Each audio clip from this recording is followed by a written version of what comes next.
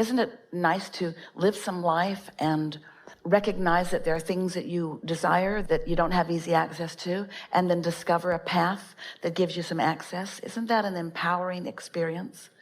And once you understand it relative to one thing, then you can apply it to all things, yes?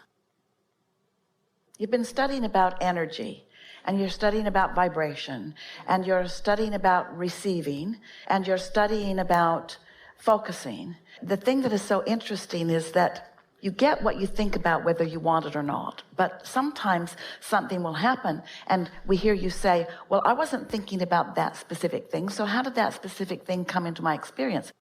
Sometimes you are thinking about that specific thing and that specific thing comes. But what comes to you is the essence of what you are about, the essence of what your vibration is about. And so rather than spend any time trying to figure out why it came or what you did wrong that caused it to come, because there's no value in that whatsoever. Instead, if we were standing in your physical shoes, we would acknowledge that whatever we are experiencing is there because of our point of attraction. And rather than trying to figure out what specific thoughts we thought that brought it, we would just tend to our point of attraction. And so hear the difference, feel the difference between the statement, it is my intention to tend or focus upon my point of attraction, which is to say, I'm going to focus on how I feel. I'm going to reach for thoughts that feel as good as they can feel. I'm going to quiet my mind so that I can feel what it feels like when my vibration rises. I'm going to be aware when I'm in a feeling of appreciation or love, and I'm going to take note of that. I'm tending to my point of attraction. I'm tending to my vibrational frequency. Feel the difference in that. And why don't I have enough money in my bank account? Or why is this person that I'm attracted to not attracted to me? Or why can't I get along with these people I love?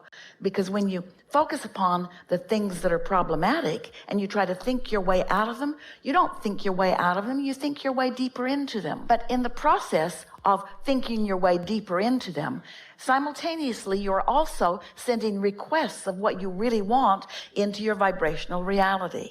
And so you could make up anything that you wanted. That never gets anyone anywhere. You don't solve problems by focusing on the problem. When you focus on the problem only gets bigger. It just becomes bigger and more obvious until it may reach a point that you may look at it and say, really? Now I see you. I saw you when you were little, and I kept looking at you till you got bigger, and I kept looking at you till you got bigger, and now you're really bothersome to me. But somewhere along there, we want it to occur to you now, and it is more likely for that to happen to you now than ever before. We want you to realize, say the words to yourself, I cannot get there from here. I cannot get to the bottom of something. I cannot solve a problem by focusing on the problem. A lot of people, they can't solve the problem, so they go to a specialist and they tell the specialist about the problem. Spiritual specialist or physical specialist. In other words, let's focus on this problem. Let's focus on this problem. And what we really want you to do is focus upon the incredible power of non-resistant thought, which means when you get your eye off the problem and on something else. We've been offering an analogy recently, a way to look at this that is helpful to many people, and so we're going to give it to you here. And even if you have heard this before, you will hear it differently now. This will be easy for you. Imagine some subject like physical well-being, or like not enough money, or like whatever, and assign a stick to that subject and put that stick in the pile that holds all the sticks of all the subjects that are currently important in your life experience. You may have heard us telling this story to you before, and we've said on one end of the stick is wanted, and on the other end of the stick is the absence of what is wanted. And then we've said to you sometimes, and it can be very effective, find a stick in the pile that you aren't having a problem with. And instead of focusing upon the stick that you're trying to solve the problem, focus upon one of the sticks in the pile that isn't a problem and focus on that. Well, that can be helpful to a certain extent. Esther does that all the time. She remembers one day when the neighbor's dog came into their then chicken yard and made a lot of trouble and hurt some chickens and even killed a chicken or two. And we said to Esther, focus on the chickens who are still alive. And she was really annoyed with us for a moment. But as soon as she turned her attention to the well-being that still existed instead of the trauma that had happened, she got the sense of what we were talking about. And it's sort of like, focus on the chickens that are still alive in this stick pile. Focus upon the aspects of them that they feel the best to you. But today, we are going to modify that stick process in this way. Instead of putting the label on the stick, in the middle of the stick, meaning money, have it or don't, wellness, have it or don't, relationship, have it or don't, what is wanted or lack of it. Instead, let's put the label on this stick way down there on the physical, manifested way I'm used to looking at my physical life end of the stick. On that sort of practical, this is what's going on, this is what you said to me, this is what I didn't like that you said to me, this is what's happening. Put the label on that end of the stick. So on the end of the stick where you've written money, on the other end of the stick, you don't write more money, you write something that is an emotional thing, that is a step 5 thing, that is your inner being's point of view. And so instead of money, you would write something like freedom. Or instead of money, you would write something like flexibility. And because you're writing flexibility or freedom or autonomy or choices, then you don't challenge the other end of the stick and it's less likely to be active. And so you write awareness, you write well-being, you write all is well, you write ease and flow, you write understanding, you write collecting data, you write something that you can easily feel that doesn't activate the end of the stick that you want to deactivate. You see, this is the interesting thing about creating. When we ask you to tend to your point of attraction, what we're asking you to tend to is your vibration. We're asking you to tend to your vibration, which means we're asking you to tend to your relationship between you and your inner being, which means we're asking you to tend to your relationship between you and your inner being and everything you want, which your inner being is already focused upon. So, do you think that your inner being is focused upon, why don't I have enough money in my bank account? Or do you think your inner being is focused upon your physical autonomy, your physical balance and well-being, your physical all is wellness? And so what you're wanting to do is find the inner being end of the stick on these subjects. And when you find the inner being end of the stick, which is always general and it's always secure and it's always achievable and it's always attainable, we're not asking you to find the path of least resistance.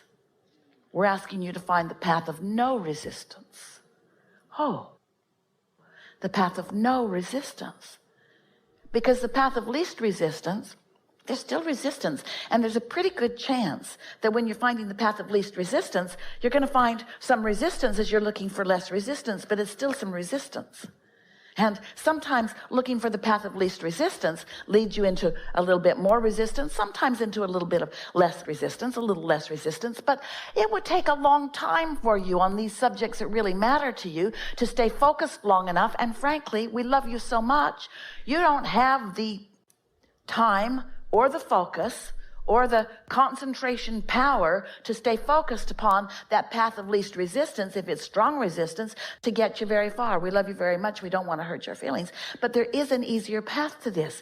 The path of non-resistance is the path where your inner being already is. There's so much momentum already there. Your inner being has been practicing it in what terms you would call forever. Your inner being is non-resistant, and your inner being is aware of you, and your inner being is aware of everything that you want. Your inner being is aware of all of the cooperative components that are in your vortex. Your inner being knows who you are and feels who you are. And when we say tend to your point of attraction, we mean tend to your point of attraction where you are in perfect harmony with what you really want, with who you really are. You see what we're getting at? You just can't get around this absolute that as any point of consciousness focuses, that what they focus upon becomes part of the vibration that we are offering. And that is what accomplishes the stability of the time and place in which you live. So many different perspectives of life, so many different interactions, so many different degrees of connection to source energy, so much different life experience, all adding to this collective whole that causes you as individuals to reflect or to rocket forward, to express forward, to radiate forward, to ooze forward intentions that you cannot even really put words to. And so this vibrational projection that is coming forth from you is contributing massively to the all that is, and the whole becomes more, and you individually become more also. And so we're not about guiding you toward your creation, about that's a good idea and that's a less of a good idea. We're about helping you become one with you. We are here about helping you to blend or merge the vibrational aspects of you so that the best of both worlds can be joyously experienced by both parts.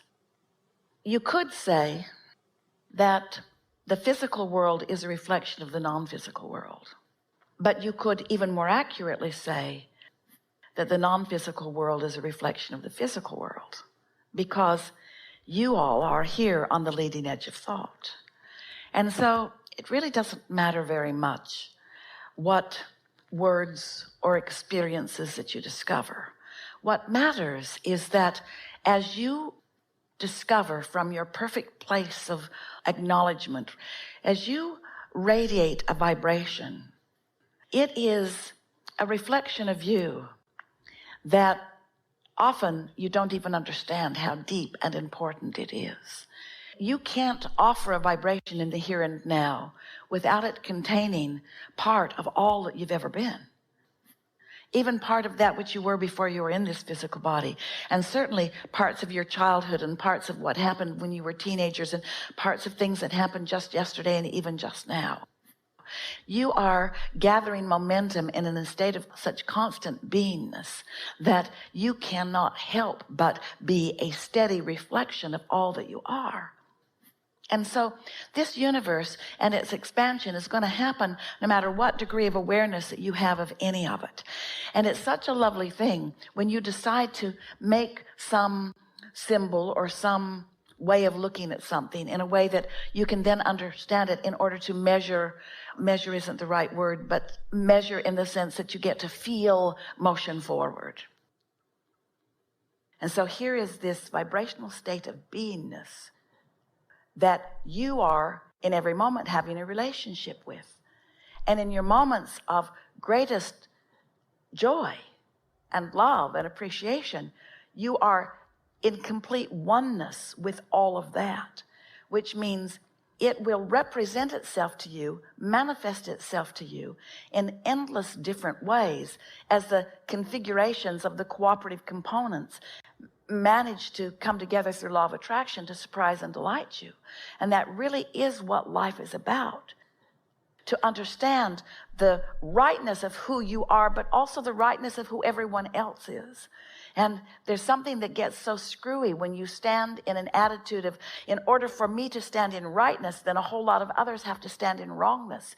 Because anytime anyone does that, they disconnect from source, who does not do that.